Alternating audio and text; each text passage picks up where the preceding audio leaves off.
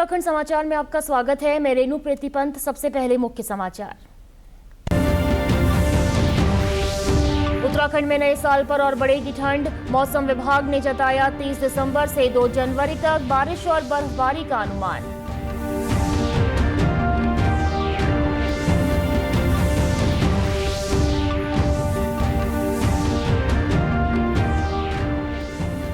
प्रदेश में जगह जगह किसान सम्मेलनों का आयोजन। किसानों को दी जा रही ऑर्गेनिक और आधुनिक खेती की जानकारी।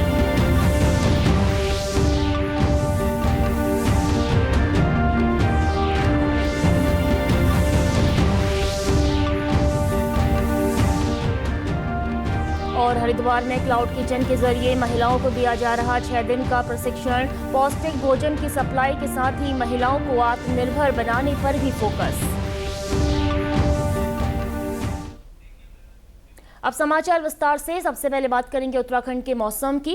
प्रदेश इन दिनों शीतलहर की चपेट में है। प्रदेश के पर्वतीय क्षेत्रों में कड़ाके की ठंड पड़ रही है। मैदानों में गहरी धुंध है। देहरादून में भी आज सुबह धुंध थी और दिन भर आसमान में हल्के बादल छाए रहे। मौसम विज्ञान केंद्र के पूर्वानुमान के अनुसार पहाड़ी क्षेत्रों में हल्की से बहुत हल्की बारिश होने की संभावना है। कल से लेकर 2 जनवरी तक हल्की बारिश और बर्फबारी के आसार को देखते हुए ठंड बढ़ेगी। मौसम विज्ञान केंद्र देहरादून के निदेशक डॉक्टर चंद्र सिंह तोमर ने बताया कि प्रदेश में एक पश्चिमी विक्षोभ के कारण अगले 4 से 5 दिनों तक मौसम में बदलाव देखने को मिलेगा।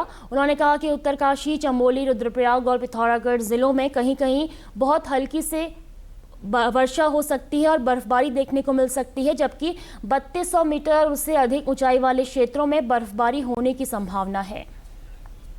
इन अगले 24 घंटे तक तो जो मुख्य जो मौसम से रिलेटेड चीज़ है वो है फॉग, जो हमारा कोहरा चल रहा है। ख़ास तौर से मैदानी जो हमारे जनपद है उस ख़ास तौर से उधम सिंह नगर हो गया और हरिद्वार जिला पर ज़्यादा प्रभावित है। उसके अलावा मैदानी जो क्षेत्र हैं पौड़ी के और देहरादून जिले और नैनीताल वाले जनपद में भी, वहाँ भी ये काफ़ी ज़्यादा फॉग देखने को मिला है, रिपोर्ट हुआ है। तो अगले 5-6 दिन तक ये स्थिति हमको देखने को मिल सकती है। उसके अलावा जो है कल से एक पश्चिमी विक्षोभ आ रहा है, जिससे कि हल्के से बहुत हल्की बारिश जो है हमको पहाड़ी जनपदों में देखने को मिल सकती है। खासतौर से जो है चमोली, रुद्रप्रयाग, उत्तरकाशी और पिथौरागढ़ जिले और बागेश्वर में भी कहीं कहीं पे हो सकती है।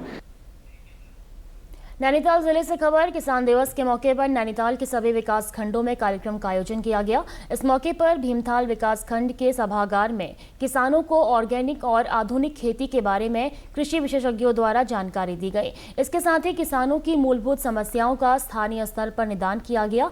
इस दौरान किसानों को आधुनिक कृषि यंत्रों के बारे में भी जानकारी दी गई, जिससे आधुनिक खेती की जा सके। वहीं कृषि, उद्यान और मत्स्य व अन्य विभागों द्वारा स्टॉल भी लगाए गए हैं। जिलाधिकारी ललित मोहन रयाल ने बताया कि अब आधुनिक खेती और उद्यान पर जोर दिया जा रहा है, जिससे किसानों की आय में इजाफा हो।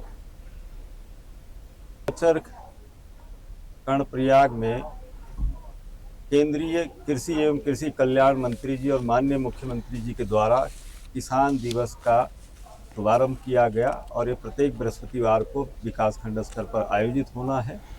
इसी कड़ी में यहाँ से उसकी लाइव स्ट्रीमिंग भी देखी गई और जनपद नैनीताल के विकासखंड भीमताल में कृषि, उद्यान, पशुपालन, रेशम, भेषज, मत्स्य और जितनी भी एंसिलरी एक्टिविटीज़ के प्राइमरी डिपार्टमेंट्स हैं उसमें कृषि यंत्र और उपकरणों की प्रदर्शनी देखी गई।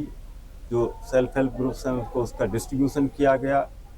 स्टॉल्स डिफरेंट डिपार्टमेंट्स के लगाए गए और जो विभागीय एक्सपर्ट्स हैं कृषि विज्ञान केंद्र के और विभिन्न विभागों के, उनके द्वारा किसानों से संवाद स्थापित किया गया और किसानों की समस्या पर सार्थक कार्रवाई का आश्वासन दिया गया। उम्मीद करते हैं कि आगे भी इन आयोजनों का किसानों को सीधा लाभ मिलेगा। कार्यक्रम में पहुंचे किसानों ने अपनी समस्याएं भी बताई। इस दौरान उन्नत किसानों को पुरस्कृत भी किया गया। जो हमारे समस्त विभाग के कृषि, उद्यान और केवी के पशुपालन सभी विभाग के अधिकारी यहाँ पे मौजूद थे और उन्होंने जो भी सरकारी योजनाएं इस समय सरकार के द्वारा किसानों को दी जा रही हैं उसके बारे में विस्तृत जानकारी किसानों को दी। और उसके साथ साथ जो प्रगतिशील किसान जो अपने क्षेत्र में विशेष कार्य कर रहे हैं उनको भी जो है माननीय जिलाधिकारी महोदय के द्वारा यहाँ पर जो है सम्मानित किया गया। प्रदेश भर के साथ ही चंपावत जिले में भी किसान दिवस आयोजित किया गया। इस मौके पर जिला मुख्यालय के साथ ही सभी विकास खंडों में कृषक गोष्ठी का आयोजन कर कृषि कल्याण की जानकारी दी गई और किसानों की विभिन्न समस्याओं और सुझावों को लिया गया। जिले के मुख्य कृषि अधिकारी धनपत कुमार ने बताया कि किसानों की विभिन्न समस्याओं के निदान व कृषि की जानकारी देने के लिए किसान दिवस की शुरुआत की गई है। हमने जैसा कि निर्देश था कि प्रत्येक विकास खंड में आज हमने इन किसान भाइयों को बुलाया भी है और विभागीय योजनाओं के बारे में जानकारी के साथ साथ स्टॉल के माध्यम से उनको जो है निवेश भी दिया जा रहा है। हमारे बीच में कृषि विज्ञान केंद्र के वैज्ञानिक भी हैं जो उनकी तकनीकी समस्याओं का समाधान कर रहे हैं। तो कुल मिलाकर के सरकार का निर्णय किसानों के हित में है, जो कि प्रत्येक महीने के द्वितीय बृहस्पतिवार को किसान दिवस के रूप में मनाया जाएगा। वहीं किसान मोहन पांडे ने बताया कि कार्यक्रम में प्रगतिशील किसानों को सम्मानित किया गया। यह सरकार की अच्छी पहल है। देखिए, आज से जो है यहाँ पर किसान दिवस का सरकार के द्वारा किसान दिवस का जो है आयोजन किया जा रहा है। तो इसमें जो है किसानों की बहुत सारी समस्याएं सुनी भी गई हैं और किसानों को उसके बारे में जानकारी भी दी गई है और ये सरकार के द्वारा एक अच्छी पहल है। जैसे जो और बहुत सारी चीज़ें होती हैं, जैसे जिला स्तर में होती हैं, हम वहाँ पर जो है अपनी समस्याएँ लेकर जाते हैं। तो ये स्पेशली जो है किसानों के लिए यह दिवस बनाया गया। एक अन्य किसान सुरेश जोशी ने बताया कि किसान दिवस पर विभिन्न जानकारियाँ दी गई। जो किसान आज दिवस बना रखा है बहुत बढ़िया है इसमें, और जो प्रगतिशील जो किसान हैं उनको आज हमने भी देखा, उनको इनाम भी यहाँ मिला, सर्टिफिकेट भी बांटे गए हैं उनको। इससे खुशी भी हुई हमें और हम चाहते भी हैं कि किसान सब एकजुट हुए और अपने अपने प्रतिभा का यहाँ पर वो करें। हरिद्वार में पौष्टिक खाना कंपनियों और संस्थाओं को सप्लाई करने का महिलाओं का कारोबार अब और परवान चढ़ सकेगा। इसकी शुरुआत आज हरिद्वार के प्रसार प्रशिक्षण केंद्र में क्लाउड किचन के 6 दिवसीय प्रशिक्षण कार्यक्रम से हुई। मुख्य विकास अधिकारी डॉक्टर मिश्र का यह ड्रीम प्रोजेक्ट है, जिसे धरातल पर उतारने के लिए व्यापक स्तर पर काम किया जा रहा है। हम अपनी 25 जो हमारी महिला लाभार्थी हैं उनको हम क्लाउड किचन का प्रशिक्षण दे रहे हैं और कॉन्सेप्ट ये है कि चूँकि हमारे यहाँ इंडस्ट्रियल एरिया काफ़ी है, इसके अलावा जो वर्किंग प्लेसेज हैं वो काफ़ी हैं, तो वहाँ पर लोगों की डिमांड रहती है कि एक भोजन सप्लाई की आवश्यकता रहती है। अभी उनकी दिक्कत ये रहती है कि उनको जो भोजन है वो उनके अनुसार नहीं मिल पाता है।